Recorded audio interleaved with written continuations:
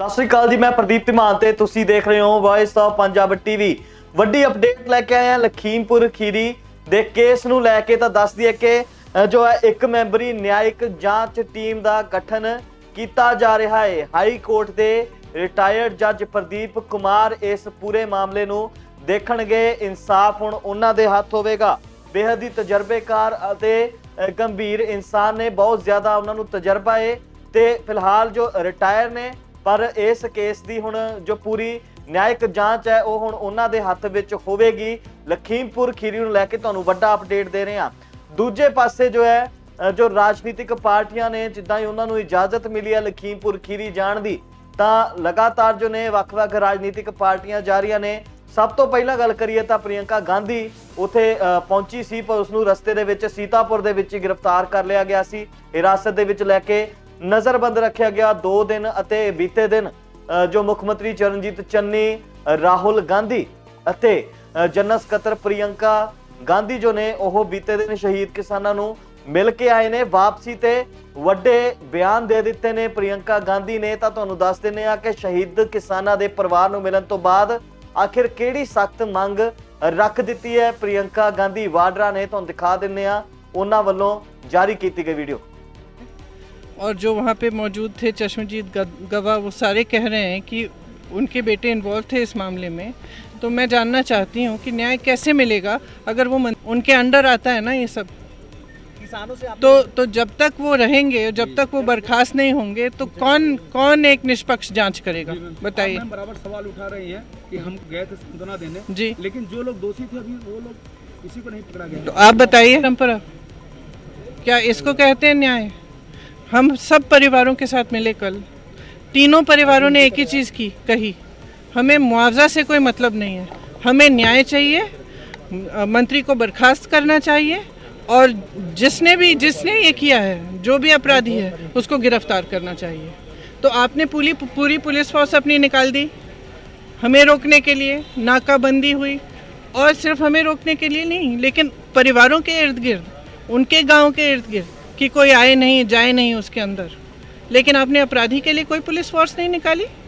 जिस दिन ये हुआ पुलिस फोर्स कहाँ थी, क्या कर रही थी? क्या पुलिस सिर्फ नेताओं को रोकने के लिए है कि अपराधियों को रोकने के लिए? और मुझे बगैर एफआईआर गिरफ्तार किया, कोई कागज़ नहीं दिखाया, कल तक भी कोई कागज़ नहीं दिखाया, कोई मैजिस्ट्रेट के सामने पेश नहीं किया, जितने भी यहाँ नियम है सारों का उल्लंघन किया मुझे गिरफ्तार करने के लिए। और इनके लिए बस एफआईआर काफ़ी, और इन्होंने अपनी गाड़ी के नीचे 6 लोगों को कुचला है। ये एक लोकतंत्र है, यहाँ न्याय आपका अधिकार है, और इसके लिए मैं लड़ूंगी जब तक ये मंत्री बर्खास्त नहीं होगा, जब तक ये लड़का गिरफ्तार नहीं होगा, तब तक मैं बिल्कुल अडिग रहूंगी, क्योंकि मैंने उन परिवारों से वचन दिया है। तब तक आप यूपी में रहकर ही संघर्ष करेंगे? बिल्कुल। किसानों से कल आपने मुलाकात की, उनका क्या कहना था? अभी मैंने कहा कि क्या कहना था उनको। मैम चाहे किसी भी घर में, चाहे उनकी बहन है जो 2 लड़कों से, एक लड़का था उसकी बहन थी, चाहे उसकी माँ थी, उसके पिता थे, एक थोड़े से बुज़ुर्ग थे, उनकी बीवी, उनके बच्चे, कश्यप जी के पिताजी, सब ने यही कहा। सब ने कहा हमें सिर्फ न्याय चाहिए, क्योंकि जब इस तरह का हादसा होता है और जब कोई इतना प्यारा होता है उसको खो देते हैं ना, तो एक यही क्या कहते हैं, यही सहानुभूति होती है कि हाँ चलो, जिन्होंने गलत किया कम से कम उन पर कुछ दंड हुआ, उनको दंड मिला है। लेकिन उनको नहीं लग रहा है, आशा ही नहीं है। पोस्टमार्टम की रिपोर्ट कल जो दी इन्होंने कश्यप जी को, उसमें कुछ पढ़ा ही नहीं जा रहा था, वो फोटोकॉपी की फोटोकॉपी दी है। अब आप बताइए, आप परिवार हैं, पोस्टमार्टम में कुछ पढ़ा ही नहीं जा रहा है, किस तरह की रिपोर्ट है? वो कह रहे थे कि वीडियो दिखा रहे हैं मुझे, ये मेरा भाई है, ये मेरा भाई है, ये गाड़ी के नीचे देखिए, ये मेरा भाई है, ये गिर रहा है।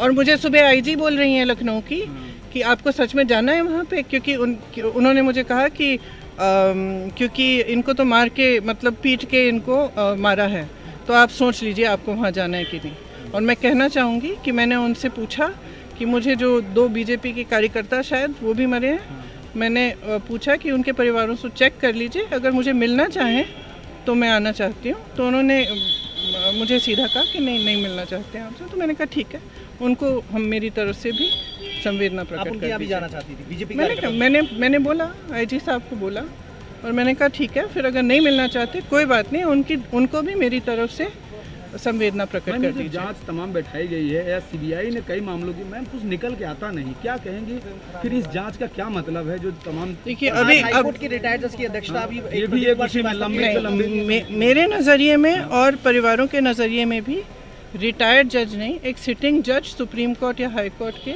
इनके अंडर जांच होनी चाहिए। सबसे पहली बात ये। दूसरा, मैं जांच पे टिप्पणी नहीं करना चाहती क्योंकि जांच शुरू ही नहीं हुई है, लेकिन मैं इतना कह सकती हूँ कि अगर जांच निष्पक्ष होनी है तो उस मंत्री को इस्तीफा देना पड़ेगा, क्योंकि जब वो गृह मंत्री हैं तो उन्हीं के तो अंडर आता है ये सब। ये न्याय तो अगर वो जैसे वो कह रहे हैं कि उनका बेटा निर्दोष है, वो वहाँ था ही नहीं, ठीक है, तो एक नैतिक आधार पे अपना इस्तीफा दीजिए, जांच को होने दीजिए। जांच की जब रिजल्ट आएगा, अगर आपके बेटे अपराधी नहीं है और आपके बेटे ने नहीं किया तो फिर से मंत्री बन जाइए। ये एक सिंपल सरकार का नैतिक वो होता है। कहीं पे मुझे याद है जब मेरे पिताजी प्रधानमंत्री थे तो एक रेलवे का एक्सीडेंट हुआ था, रेलवे मिनिस्टर ने एकदम रेजिग्नेशन दिया, क्योंकि एक नैतिक जिम्मेदारी भी तो होती है जनता के प्रति। ਸੋ ਪ੍ਰਿਯੰਕਾ ਗਾਂਧੀ ਵਾਡਰਾ ਦੇ ਬਿਆਨ ਤੁਸੀਂ ਸੁਣੇ। ਕਾਂਗਰਸ ਦੇ ਮੁੱਖ ਸਕੱਤਰ ਨੇ ਪ੍ਰਿਯੰਕਾ ਗਾਂਧੀ ਵਾਡਰਾ ਅਤੇ ਉਹਨਾਂ ਨੇ ਸਾਫ਼ ਤੌਰ ਤੇ ਮੰਗ ਰੱਖ ਦਿੱਤੀ ਹੈ ਕਿ ਜੋ ਅਜੇ ਟੈਨੀ ਨੇ ਸਭ ਤੋਂ ਪਹਿਲਾਂ ਉਹਨਾਂ ਨੂੰ ਅਹੁਦੇ ਤੋਂ ਕੱਢਿਆ ਜਾਵੇ, ਕਿਉਂਕਿ ਜਿੰਨੀ ਦੇਰ ਅਹੁਦੇ ਤੇ ਰਹਿਣਗੇ ਉਹਨਾਂ ਟਾਈਮ ਤੱਕ ਪ੍ਰਸ਼ਾਸਨ ਤੇ ਦਬਾਅ ਬਣਿਆ ਰਹੇਗਾ ਤੇ ਜਾਂਚ ਪ੍ਰਭਾਵਿਤ ਹੁੰਦੀ ਰਹੇਗੀ।